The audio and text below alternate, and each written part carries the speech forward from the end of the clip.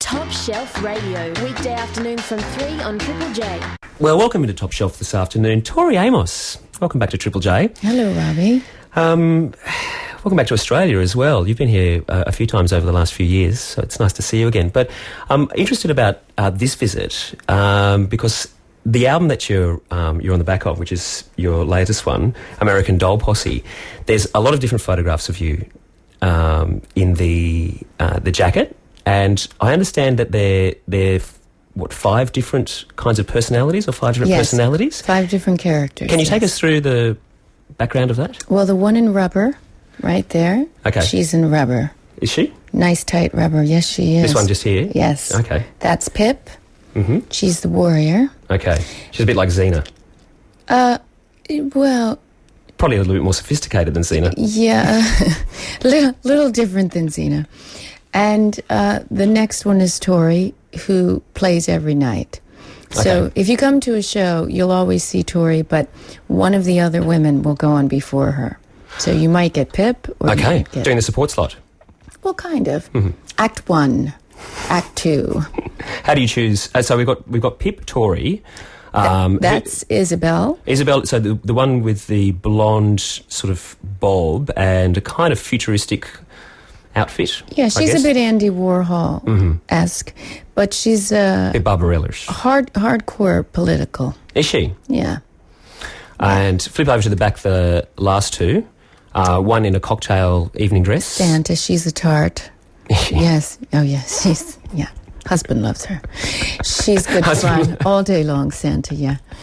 She opened Australia. She was the first to come out in Melbourne.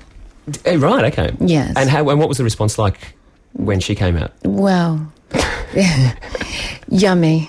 I mean, Santa's a party. Right. So I love to bring her. Mm-hmm. And this other one is Clyde. She's sitting down against the wall on the back cover and with the hair over her face. She's very intense, Clyde. You know, introspective. She played Melbourne last night. Right. And so people who've come for both nights... Very different shows. Yeah. Very, very, very different shows, yeah. So do you call them alternate personalities or just the different Tories? No, they're not. For me, these are the ideas. You, everybody in this room, we all have different sides to ourselves.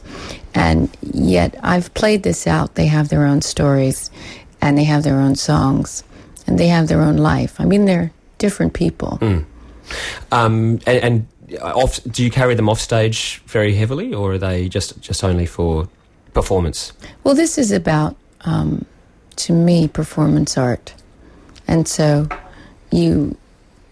sometimes you'll get the music and you see the artwork, and yet when you come to see it live, it doesn't come alive. But this is my Ziggy Stardust. Yeah, okay, but all at once. All at once. Yeah. And so, I mean, do you go home in character with these guys? Well, I can't tell those little secrets. Okay. I mean, it depends on the night. Sometimes they come home. Yeah, they come home.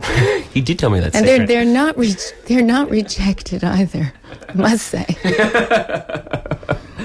It all sounds like a lot of fun. Look, why don't we take a little listen to you in concert, because we've got a recording of you just recently playing one of the tracks off this album, actually. I think it was recorded in London the Hammersmith Apollo in London just recently. That was the Santa night. Oh, okay, so she's the saucy one. She's the saucy tart, yeah. Let's get that in mind. Tori Amos in on Triple J this afternoon, and here she is, live in concert just a few months back, July 2007. A track from her new album, which is American Doll Posse, and this one is called Big Wheel on Triple J.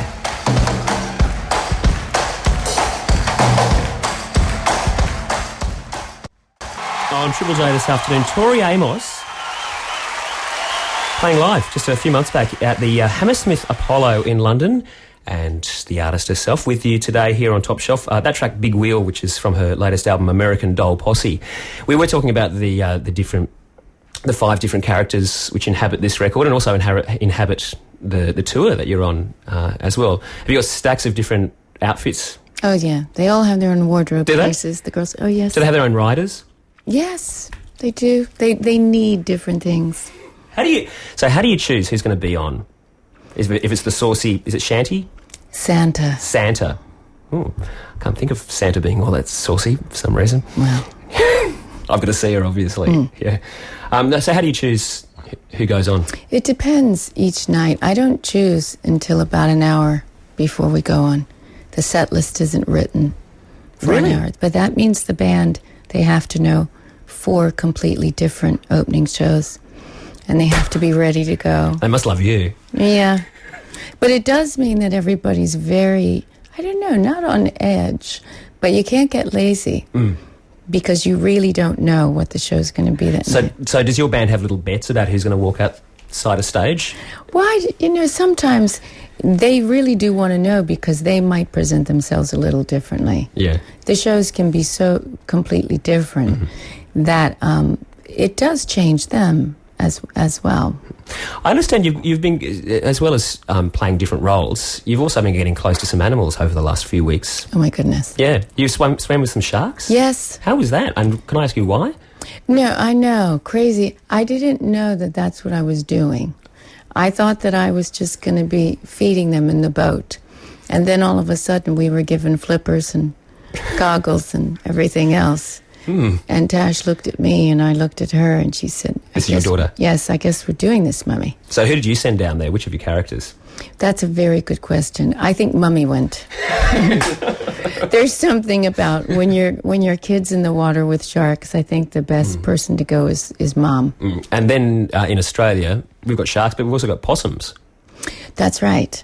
There's been, Tash went out to feed the possums, she's really drawn to the animals in this country. That's one reason I was able to come back, because it's a really long trip for a kid. Yeah.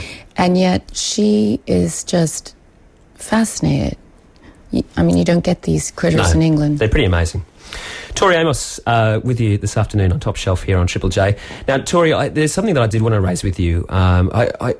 With the different personalities and stuff, do you get some strange receptions from people? I mean, do people kind of go, oh, well, it's Tori being wacky or crazy? No. Okay. They get it? You have to see the show. Yeah. The only reason I bring it up, because there is, in Triple J history in this radio station, we've been around for about 30 years, there are a few interviews which have gone down in history as being fairly memorable, and one of them is with you from an announcer here a number of years ago, a guy called Richard Kingsmill. I don't know if you'd recall it. Oh, no, what happened? Can I play you a little tiny bit of it? Yeah. Sure. Okay, here's a little tiny bit of it. I think you'd be surprised on an interview you and I could have if I could really, really sit down and talk to you. Because you have to know, I haven't told you anything that I don't want to tell you. And you have to know I'm very curious about who you are. So be very, very, very careful, because I just might stalk you.